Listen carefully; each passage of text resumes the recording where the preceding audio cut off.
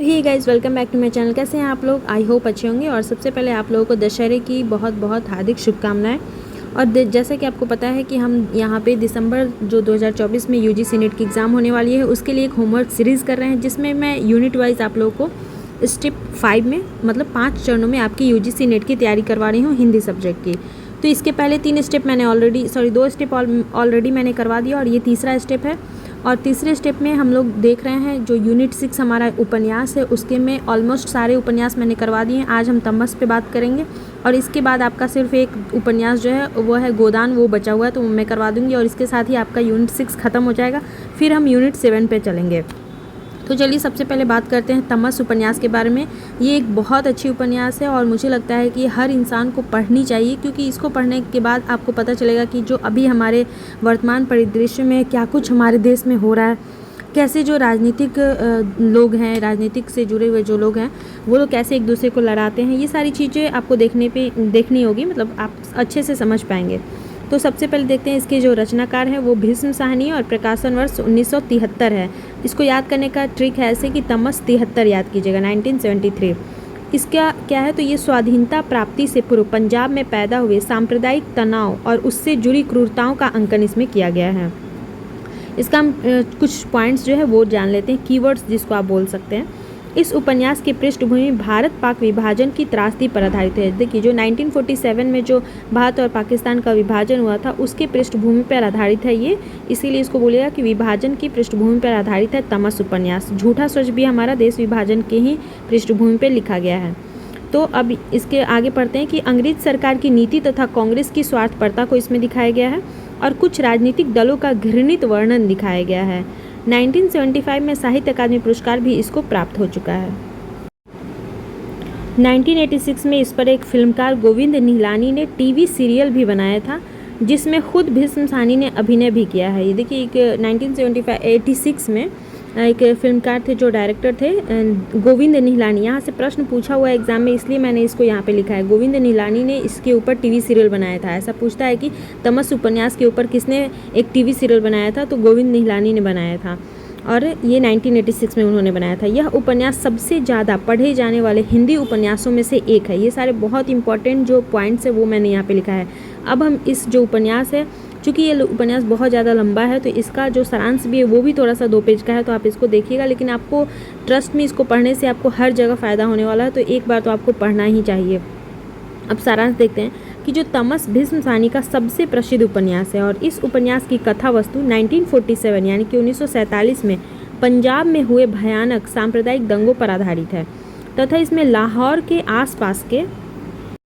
आसपास के सिर्फ 5 दिन की कहानी है। तो यहाँ से भी एग्जाम में क्वेश्चन पूछे गए हैं कि कौन से उपन्यास में 5 दिन की कहानी है या फिर तमस उपन्यास में कितने दिन की कहानी का वर्णन किया गया है, तो ये लाहौर के आसपास के 5 दिन की कहानी का ही वर्णन किया गया है।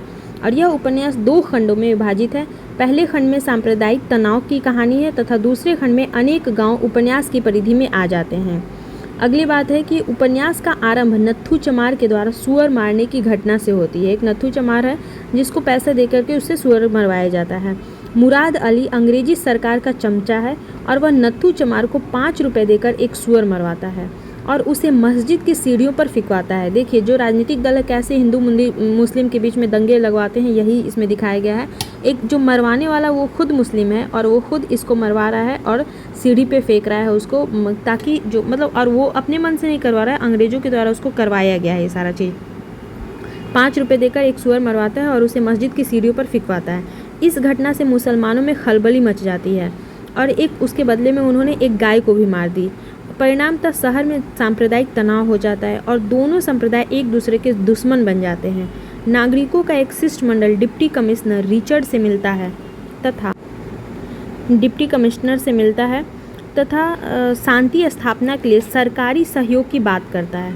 शिष्टमंडल के बख्शी जी शहर में कर्फ्यू लगाने की सलाह देते हैं, लेकिन रिचर्ड इसे स्वीकार नहीं करता है। रिचर्ड कौन है, तो डिप्टी कमिश्नर रहता है और ये अंग्रेजी रहता है, तो ये लोग तो चाहते ही थे कि दंगा किसी भी तरह फैले, तो ये जो है कर्फ्यू लगाने का जो प्रस्ताव है उसको स्वीकार नहीं करता है और वह स्थिति की गंभीरता को जानते हुए भी अनजान बना रहता है।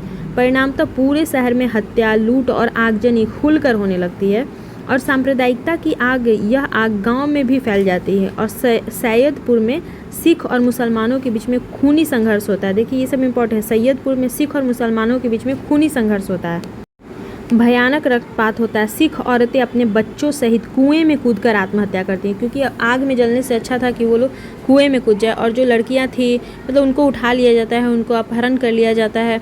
सारी बर्बादी हो जाने के बाद सरकार की ओर से हस्तक्षेप होता है, मतलब वो सरकार जो है बैठ कर देखते रहती है सारी चीज़, लेकिन कुछ करती नहीं है। जब सारा दंगा फसाद हो जाता है तब वो आके मतलब एक होता है ना कि मदद करने का झूठा दिखावा करती है।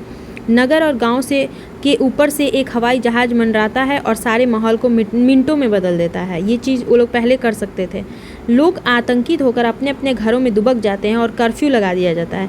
जगह जगह सेना तैनात कर दी जाती है और शांति कायम करने के लिए सरकार की ओर एक अन्य कमेटी बना दी जाती है।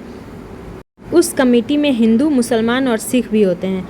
अमन कमेटी के सदस्य एक बस में बैठकर शहर का चक्कर लगाते हैं, लेकिन जो होना होता है वो तो हो चुका होता है और लोग अपने घरों से, परिवार से, संबंधियों से बिछड़ चुके होते हैं। उनके घर जला दिए गए हैं, संपत्ति लूट ली गई है। वे शरणार्थी कैंप में अपनी बहू बेटियों का पता पूछ रहे हैं।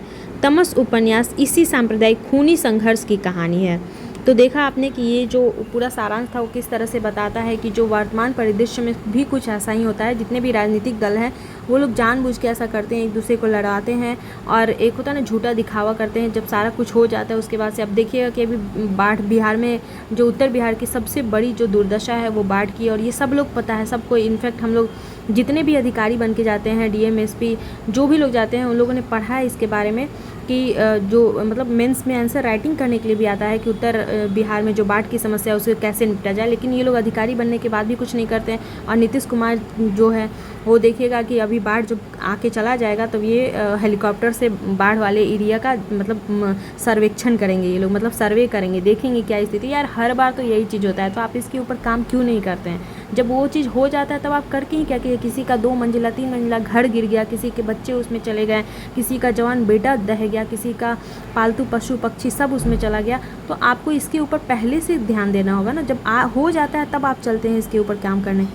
और इसमें अब कुछ इंपॉर्टेंट जो पात्र हैं वो भी हम देखेंगे, लेकिन आज वीडियो काफ़ी लंबा हो जाएगा तो उसको हम कल देखते हैं। तो आई होप आप लोग को आज का ये वीडियो अच्छा लगा होगा। मिलते हैं नेक्स्ट वीडियो में। Till then bye bye. Channel पे पहली बार आए तो सब्सक्राइब कर दे, पुराने सब्सक्राइब है तो लाइक कर दें।